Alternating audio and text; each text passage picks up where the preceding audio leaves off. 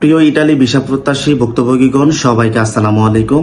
আমি মোহাম্মদ লোটাস পারভেজ। আমি আপনাদের মতোই একজন ভুক্তভোগী।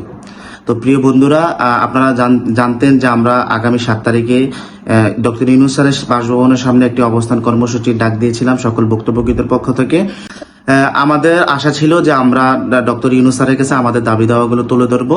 এই বিষয়টাকে সামনে রেখে আমরা প্রশাসনের ডাকে এবং পররাষ্ট্র মন্ত্রণালয়ের ডাকে আমরা কিছু সমন্বয়ক ডাকাতে এসেছিলাম এবং কি পররাষ্ট্র মন্ত্রণালয়ে একটি আলোচনায় বসেছিলাম। ওনাদের পক্ষ থেকে আমাদেরকে আশ্বস্ত করা হয়েছে যে ওনারা যেভাবে হোক কিছুদিনের মধ্যে ইউনূস স্যারের অ্যাপয়েন্টমেন্টের ব্যবস্থা করে দিবে এবং ইউনূস স্যারের সাথে আমাদের প্রতিনিধি দলের একটা বৈঠকের ব্যবস্থা করে দিবে।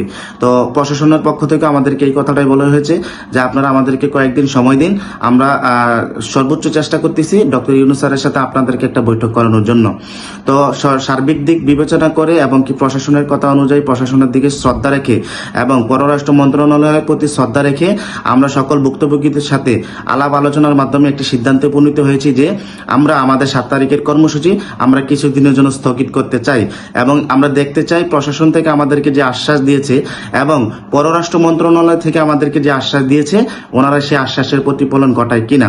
তো তাদের প্রতি বিশ্বাস রেখে আমাদের কর্মসূচি আপাতত স্থগিত করতেছি।